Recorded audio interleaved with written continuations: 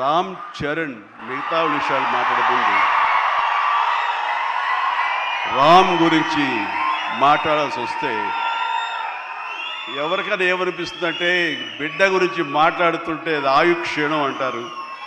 బిడ్డ గురించి మాట్లాడమంటే కనుక నా గురించి నేను మాట్లాడినట్లుగా ఉంటుంది అనుకుంటారు. అవన్నీ పక్కన పెడితే ఒక తోటి నటుడుగా ఈ ఇండస్ట్రీలో ఒక సీనియర్ యాక్టర్గా ఇలాంటి ఇంటెన్సిటీ, ఇలాంటి ఇన్వాల్వ్మెంట్ తోటి, ఇంత హై యాక్షన్ తోటి, డ్యాన్సులతోటి, ఎమోషనల్ సీన్స్ తోటి అన్ని రకాలుగా, అంటే ఒక ఆర్టిస్ట్కి ఎన్ని రకాల కోణాలు ఉండాలి, అన్ని కోణాలను పరిపక్వత సాధించి దాన్ని 100% బియాండ్ 100% తెర మీద చూపించేటువంటి చరణ్ నేను మనస్ఫూర్తిగా అభినందిస్తున్నాను. ఒక తండ్రిగా గర్వపడుతున్నాను. రంగస్థలం, మన సుకుమార్ గారి సినిమా రంగస్థలంలో వావ్ ఎంత బాగా చేశాడు, ఎంత అద్భుతంగా చేశాడు అని అనుకున్నాం.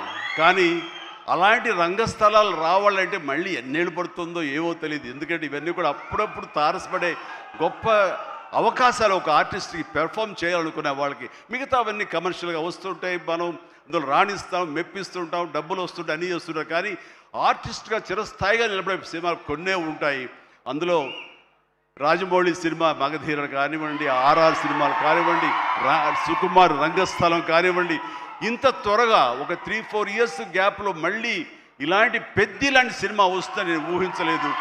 రియల్లీ ఆ రకంగా చరణ్ చాలా అదృష్టవంతుడు ఈ క్యారెక్టర్ రావటానికి. ఈ క్యారెక్టర్లో నేను చూస్తుంటే కాసేపు చరణ్ సినిమా అని కూర్చోని తప్ప నేను కానీ వాళ్ళ మమ్మీ కానీ థియేటర్లో చరణ్ మాకు కనిపించలా, పెద్దే కనపడుతూ వచ్చాడు, పెద్దే అలరిస్తూ వచ్చాడు. సో ఇది చాలా రేరుగా ఉంటుంది సినిమా అలా కట్టిపడేయటం, క్యారెక్టర్లో కట్టిపడేయటం అంటే కనుక తను ఆ క్యారెక్టర్ని అవపోసన పట్టాడు, దాన్ని పూర్తిగా దాన్ని నమ్మాడు. ఆ క్యారెక్టర్ డైరెక్టర్కి ఏం కావాలో అది డెలివరీ చేయాలన్నాడు. ఒకే ఒక సంకల్పంతో ఉండకపోతే, అంత కఠోరంగా దాన్ని నమ్మి వెళ్ళకపోతే అతను ఖచ్చితంగా ఇందులో ఇంత సక్సెస్ అయ్యేవాడు కాదు. ఇంతమంది చేత ఇలా శభాష్ అనిపించుకునేవాడు కాదు. చెప్పాలంటే ఈ సినిమా చరణ్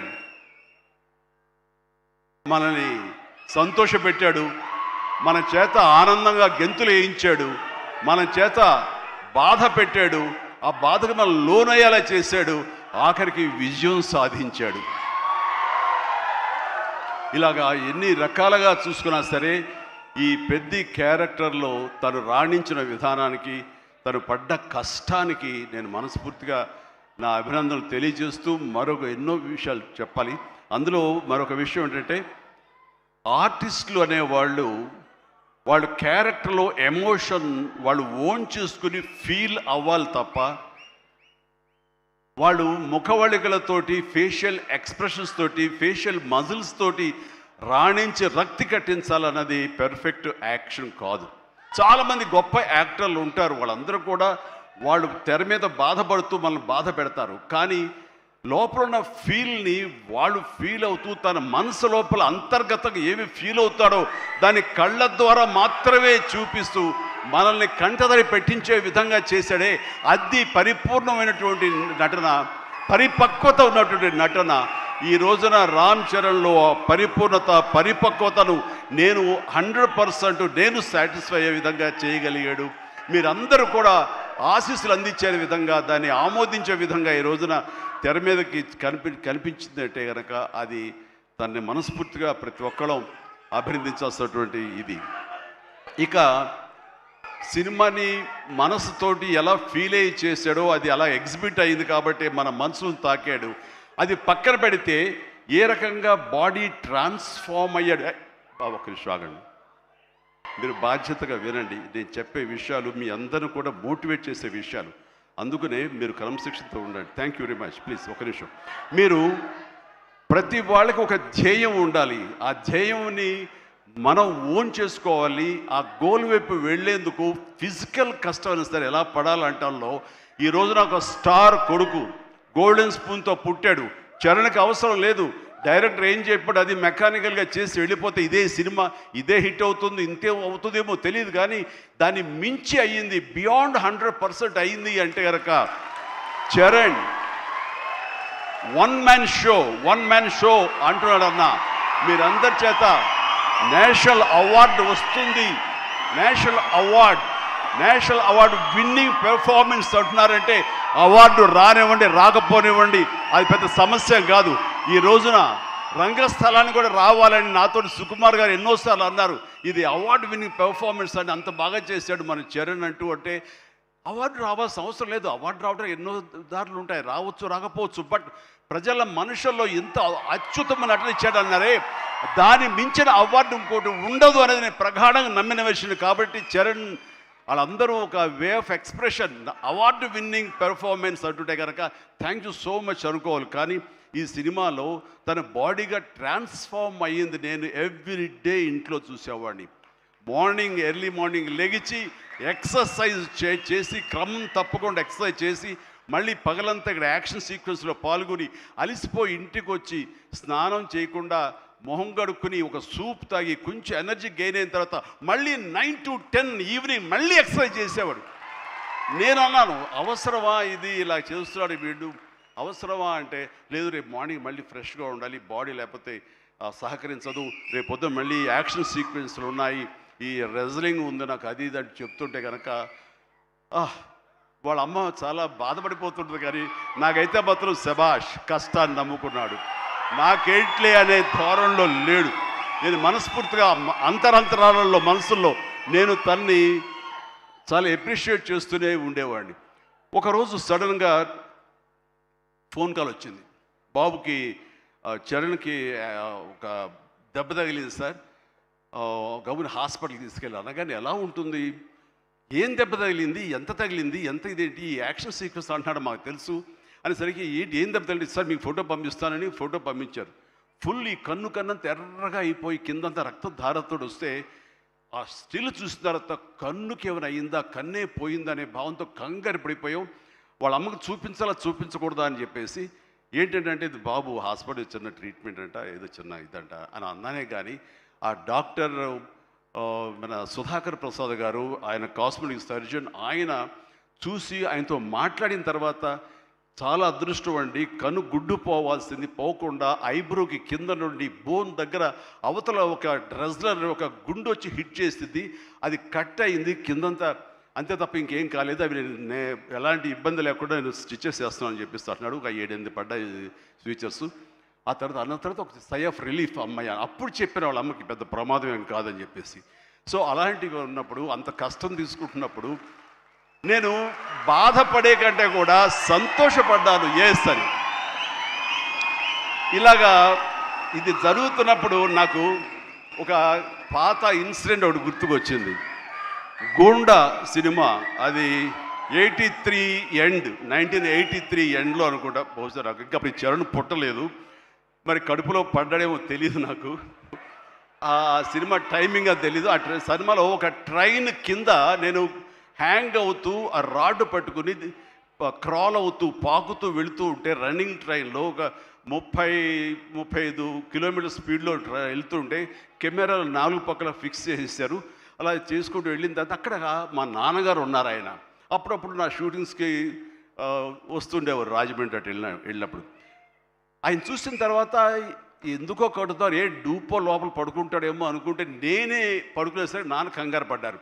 ఒక 2 కిలోమీటర్ల తర్వాత బండి ఆగింది, అక్కడి నుంచి మళ్ళీ తిరిగి వెనక్కి వచ్చేసరికి నాన్న కంగారుగా, ఇంత కష్టం పడాలా నువ్వు, ఇలా చెయ్యాలా, ఇలాంటి షార్ట్గా డూప్లు ఉంటారు కదా, నువ్వెందుకు వెళ్ళాలి, ట్రైన్ కింద నువ్వు దూరటం ఏంటి, వెళ్ళటం ఏంటి, ఒక 3 ఇంచెస్ కిందకి వెళ్తే కంకర్రాళ్ళు తగులుతుండే కదా, ఏమైపోతావు అని చెప్పేసరికి నాన్న ఇలాంటి చేయకపోతే కనుక మరి నా అభిమానులు ఎలాగా ఆనందపడతారు, వాళ్ళని అలరించడం కోసం నేను చెయ్యాలి, మీరు ఇలాంటివి చెప్పి నన్ను డిసప్పాయింట్ చేయకండి, మీకు తెలియదు ఊరుకోండి, ఏం పర్లేదు, ఏం కాదు, అన్ని రకం జాగ్రత్తగా ఉన్నాం కదా అంటే, ఇప్పుడున్నంత సేఫ్టీ హార్నెస్లు కానీ సేఫ్టీ ప్రికాషన్స్ కానీ ఆ రోజులు లేవు. మన చేతి బలంతో హ్యాంగ్ అవుతూ వెళ్ళాలి.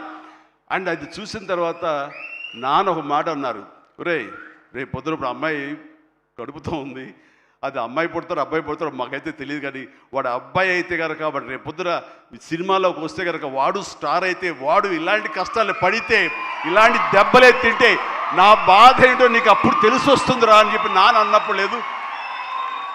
ఈ కంటి మీద దెబ్బ తగిలింది, మణికట్టు ఫ్రాక్చర్ అయ్యింది అని అన్నప్పుడు నాకు మా నాన్నగారు గుర్తుకొచ్చారు. నాన్న గుర్తుకొచ్చారు.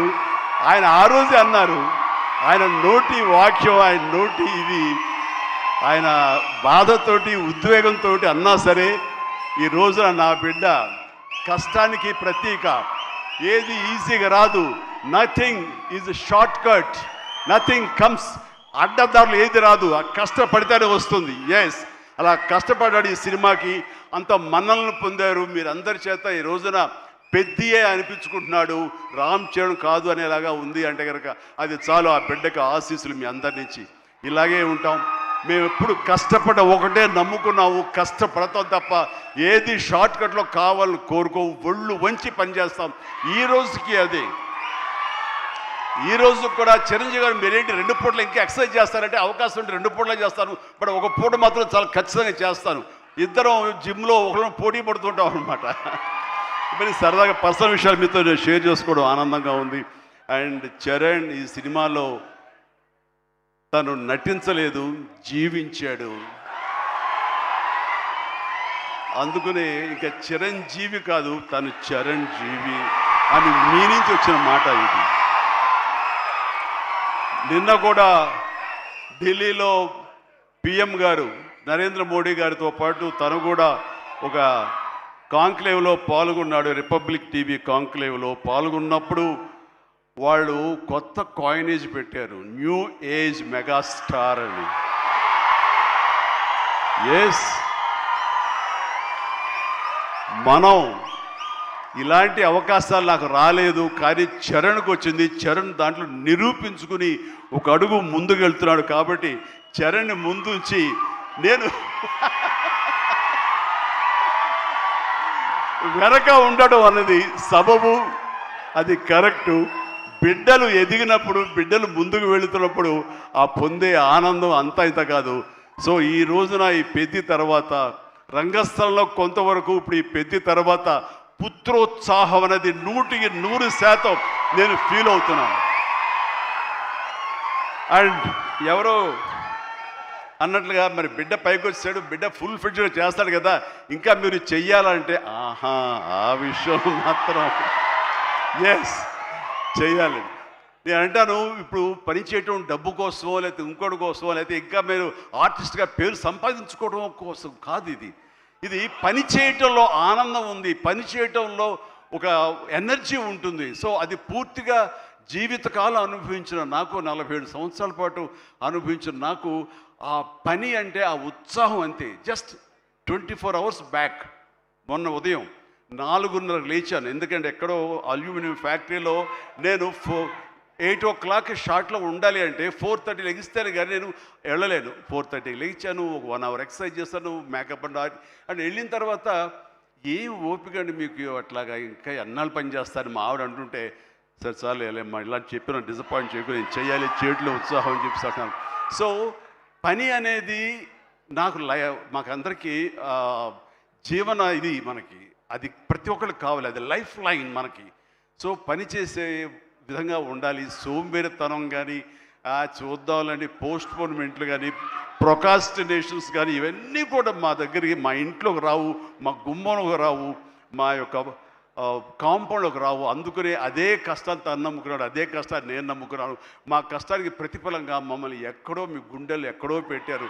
అంత మంచి స్థానం మాకు ఇచ్చినందుకు చరణ్ తరపున, నేను మా కుటుంబం తరపున మీ అందరికీ మనస్ఫూర్తిగా, ప్రజానీకానికి, ప్రేక్షక లోకానికి, ఎవరైతే ఈ సినిమాని ఆదరించారో, చిన్న బిడ్డల దగ్గర నుంచి, టీవీల ముందు డ్యాన్స్ చేసే బిడ్డల దగ్గర నుంచి, థియేటర్లో కన్నీళ్ళు పెట్టుకుని ఎమోషనల్ అయినటువంటి యువత వరకు, అమ్మాయిలు కానీ, అబ్బాయిలు కానీ, పెద్దవాళ్ళు కానీ, వీళ్ళందరూ చూసి ఆనందిస్తుంటే నేను కూడా వావ్ చాలు, ఈ జన్మ కన్నా ఫీలింగ్ నాకు ఇచ్చాడు. Thank you Charan, love you రా, లవ్ యూ.